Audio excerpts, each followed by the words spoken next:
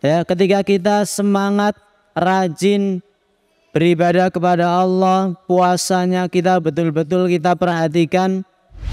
Setelah kita melakukan itu, maka kita harus mengetahui pembatal-pembatalnya. Dan banyak orang yang belum paham terkait pembatal-pembatal. Di antara yang bisa menjadi sebab pintu bagi setan untuk masuk ke dalam diri kita, yang kemudian akan membatalkan puasa kita, adalah fudulul kalam, berlebih-lebihan dalam berbicara. Orang yang berlebih-lebihan di dalam berbicara itu bisa membatalkan puasanya. Kok bisa? Iya. Kalau berbicara yang haram sudah pasti. Ya, berbicara dalam hal-hal yang haram sudah pasti minimal mengurangi pahala puasa kita. Ya, ngomongi orang, ghibah, entah itu terlepas benar atau tidak, maka secara otomatis pahala puasa kita berkurang. Bahkan bisa sampai rusak. Makanya Rasul sudah mengingatkan, rubba shaimin laisa lahu min shiyamihi illal ju' wal 'atash. Betapa banyak orang yang berpuasa, dia tidak mendapatkan pahala sekecil apapun, seringan apapun, bahkan mithqala dzarrah, seberat dzarrah pun tidak akan mendapatkan pahala itu illal ju' wal 'atash, kecuali hanya lapar dan dahaga saja. Kenapa bisa begitu? Ada pantangan-pantangan yang dilanggar. Dia betul menjaga dirinya dari makan dan minum, menjaga dirinya dari berhubungan badan suami istri di siang hari, tapi pantangan yang lainnya yang lebih penting tidak dia perhatikan. Pantangan yang lainnya yang juga tidak kalah penting tidak dia perhatikan. Yang dimaksud dengan fudulul kalam, berlebihan di dalam berbicara, itu bukan dalam hal yang sifatnya haram, tetapi dalam hal-hal yang sifatnya mubah, yang boleh. Kalau berlebihan, ya, maka itu menjadi pintu masuk bagi setan agar kemudian bisa merusak ibadah puasa kita.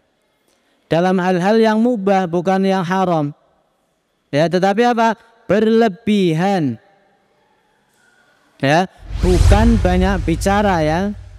Bukan banyak bicara. Bedakan antara berlebih-lebihan di dalam berbicara dengan banyak bicara.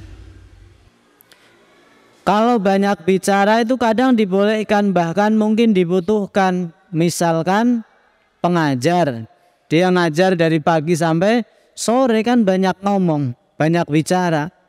Tetapi memang kebutuhan untuk banyak berbicara. Yang dimaksud berlebihan, ya, berlebihan itu ya ngomong tidak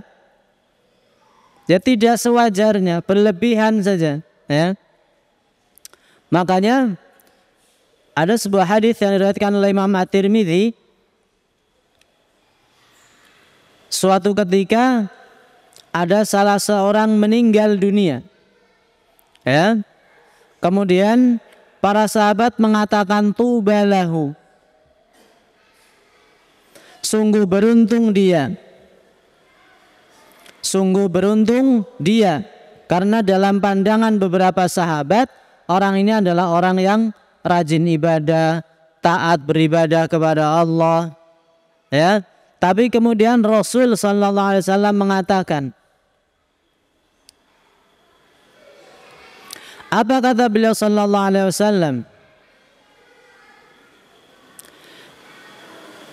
Mengapa kamu terburu-buru mengatakan dia beruntung?